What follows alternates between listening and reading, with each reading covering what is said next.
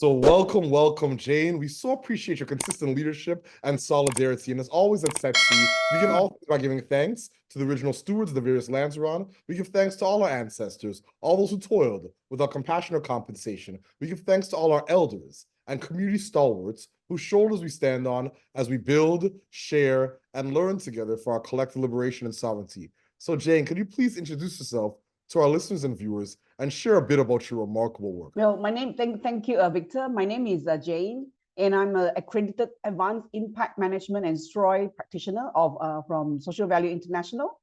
And it is one of the very first in Malaysia. I am very passionate about using businesses and innovation to tackle social and environmental challenges. That's what I really do at the moment. That's incredible. Thank you so much for always being here and this is remarkable leadership and tenacity. So my first question, what's inspiring you right now? What has you curious or what's keeping you up at nights? Yeah, what will keep me going is excited is the most seeing the positive impact of our work creates. And I love empowering individuals, especially from young children to adults, even to as a grandma like me right now, to unleash their entrepreneurial potential and align it with the United Nations Sustainable Development Goals. So I can see that as a way to narrow the gap of inequalities between individuals and also communities, and to witness how communities thrive through a blend of team learning. This is what I have been trained as an entrepreneurial team learning coach, and coaching together, and then bring about how the relation among the communities create this social innovation is incredibly rewarding. That's incredible. Thank you so much for your candor and leadership. So my next question, are there any challenges and barriers you and your colleagues face? And what are some of the approaches you're taking to overcome some of these challenges and barriers? There are a lot of challenges. It's not a bed of roses. How we need to change. The most important thing was the bigger challenge is to shift the mindset around how we perceive and invest resources. So traditionally, the focus has been on, it's all about profit and profit and profit. And when we were setting up Social Value Malaysia, and we tried to introduce this method, social values method of calculating, where impact can be measured and can be valued and measured, and then how we maximize the impact, and what many see that, not another framework, not another, course, but we want to tell them that, you can introduce all these tools, social value tools into your system without having to cost you a lot of money. It's about changing the mindset and how it can help you to make decision-making that considers the social and environmental good alongside with financial return. And we can actually see throughout our journey when setting up Social Value Malaysia, how our participants, our clients, or our co-creators actually beginning to see by tackling social and environmental first, the financial return will come. And that will help them to build up their brand. And I will tell you the story how it come out later as we continue to improvise with these interviews. Our team and myself, we have been working very hard to educate the our Malaysian societies, and business people to showcase their stories. So I do not have any really in paper and pen now, because we are still collecting data. We just started this last year, so it takes about 2. But I can tell you the stories that's coming out. Our journey in providing the social innovation can be such a powerful driver for positive change. Incredible. So do you have a set of key priorities right now in your work you'd like to share with us? Yes. Our key priority right now is, the first one is impact management, because that is the basic building tools. It's a way of measure and maximize the positive social and environmental outcomes of our work. So what we do is we give a lot of training, public programs to Malaysian businesses, and at the moment we are getting more traction. Initially, we started last year in July, our first STROI ever work. We had 10 participants, and then we walked them through. And at the moment, we are building case study with them on how to integrate impact management into their organization, their business organization. And this is where where the interesting stories are coming out. So, and then we can see the changes, empowering individuals to become impactful entrepreneurs. So that is why we got involved with Cretella Impact, which is the pre-acceleration program, and especially we want to work with women, because these are women who are, there's a gap in getting more women entrepreneurs into the global stage. So we aligned that with SDGs. So we were the impact management partners, try to really advocate impact management to align with SDGs. And then the third one is we want to foster community development through impact initiatives and collective actions. So now this one, we have what you call the Invest for Good. And here we focus on the Impact for Good Sabah education, where we have a consortium of players that come together to work. And at the moment, we are using crowdfunding. Here again, I will show you the story. These are our priorities at the moment. Incredible. So no, we can definitely dig into the stories. Please feel free to expand on the stories, because I think that a lot of times when we have these conversations and build a sense of camaraderie in our community of practice, it's the narratives and the stories that are the richness of the conversation. So please feel free to share some of the stories. Okay, this is how we started the impact management, the fostering the community. Like for example, the Cretella, the She Disrupt program that we started working together with Cretella Impact. In what happened is we had so we started last year at 28th of August, working together with Cretella Impact. Let me repeat, and it was all the using of the community that I have created through the LinkedIn. And I'm sure, Victor, I met you on LinkedIn. So this is how it happened. And Karen Mandaya reached out to me, and I have never seen him until today physically. So we start working together to set up the She Disrupt program, last year. And we have women 26 women-led startups, in this venture competition, and we selected 21 participants over 2 rounds of mentorship and judging sessions, and which included a span of total of 117 hours of business and investment mentoring and 11 hours of mentoring during the pre-acceleration stage. And then we had about, so on average, each participant received about 5 hours of mentoring.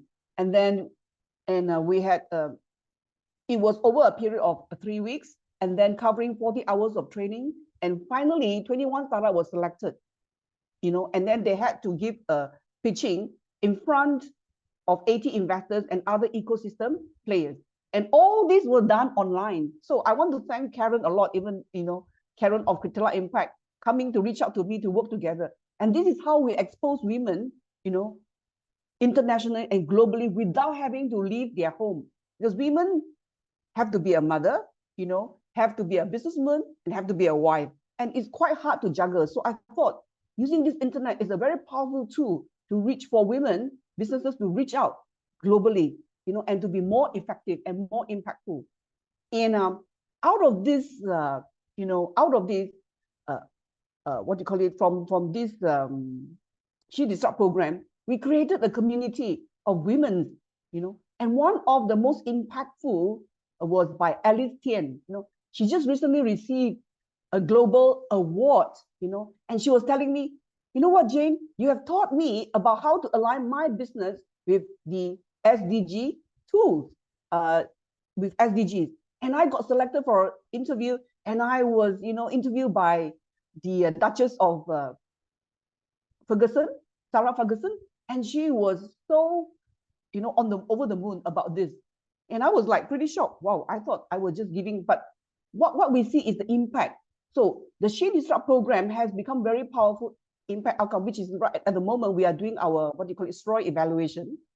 And some of the outcomes, the impact that they have experienced is the increase in international networks and how to improve on their business pitch deck, especially by the Cretella Impact. And our contribution is very much of how to align their business model to the United Nations SDG goals. And they do know that they need to develop that value first in their businesses, and then think about their business model. and configure the architect of their business, align it with the SDG goals without having to think that, oh, these are spot on. No, it is part of the organizational architecture, aligning what you call it, the social impact goals. And this is where we taught them about the strategy of integrating. And then now, recently, we just come up with another new way of, how to actually operate it. So this is what we will be training future startups. From the, we were talking about our key priorities about how to set up the international community. So then given that, we were in Malaysia, the startup in Malaysia is quite very raw.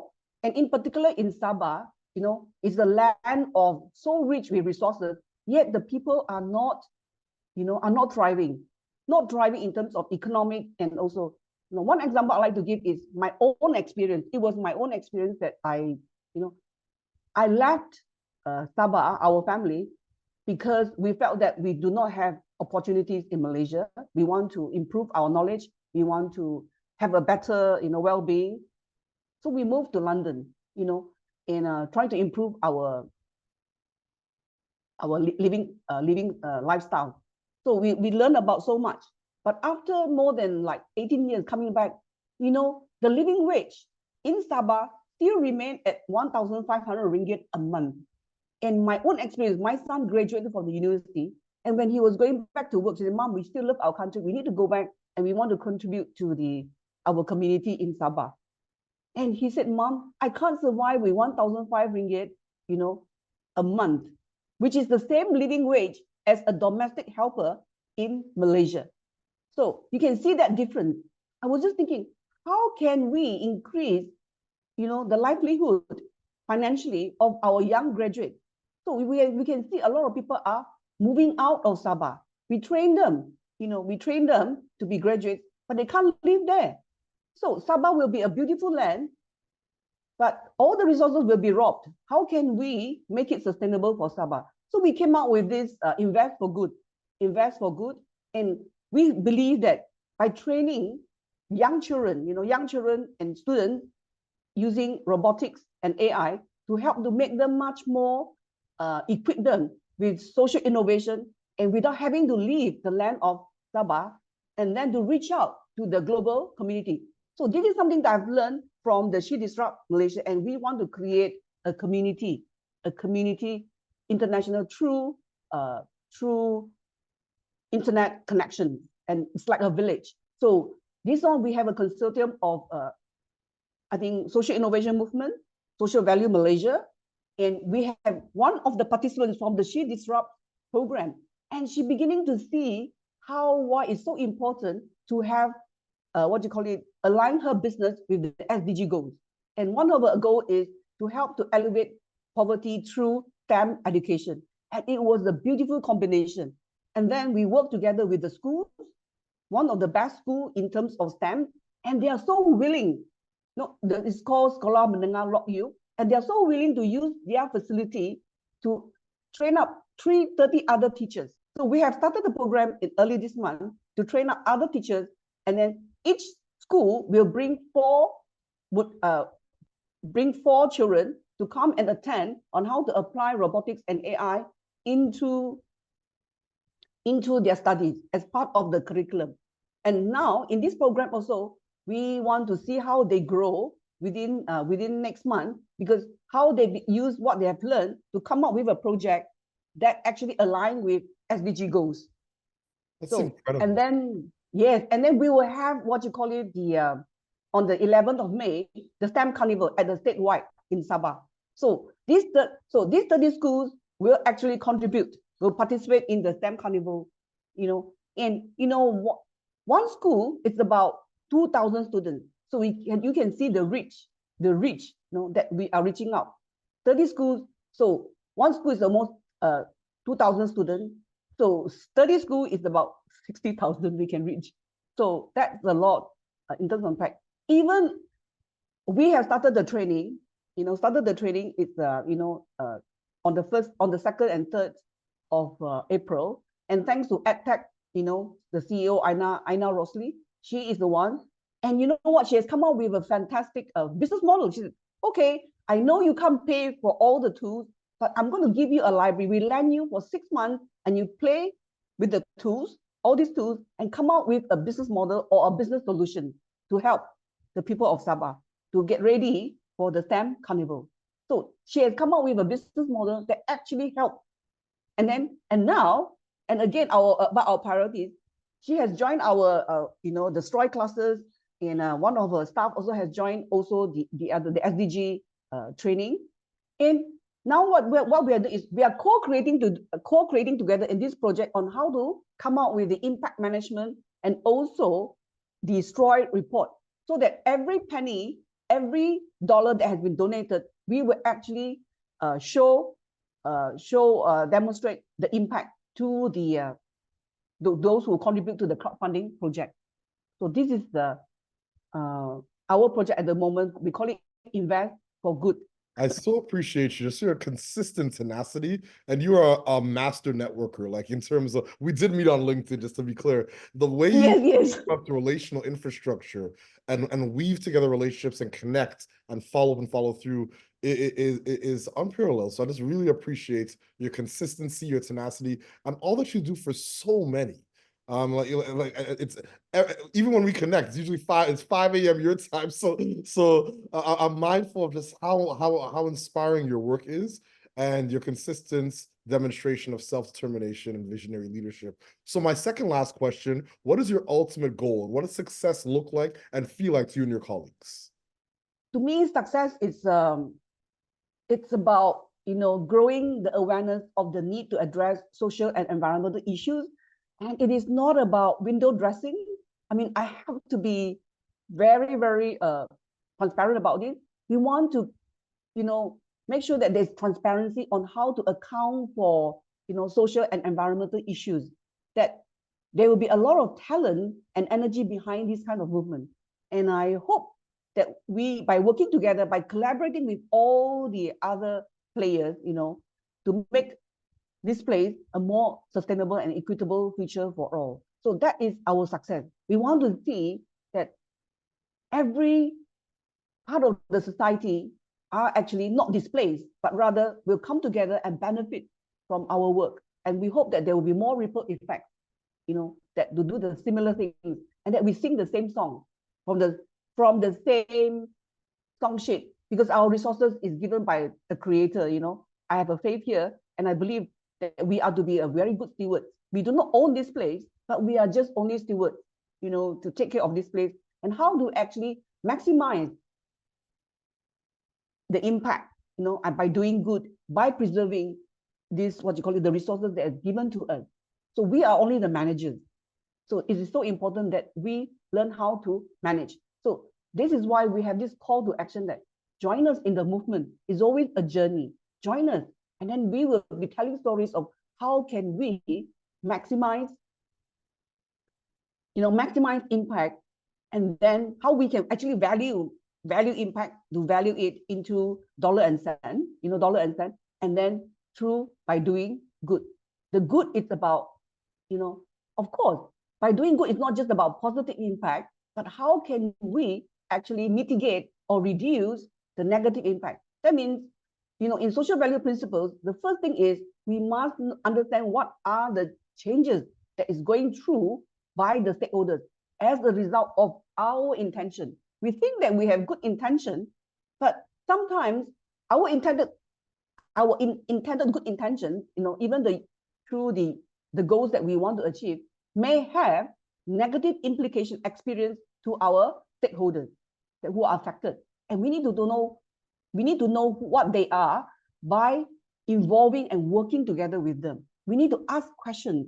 And in particular, in Malaysia, in Sabah, most of the stakeholders who experience negative impact or negative outcome, they will not tell you, because they are so afraid that by telling the truth, by being honest, it will have repercussions. That means, oh, you won't be interested in us.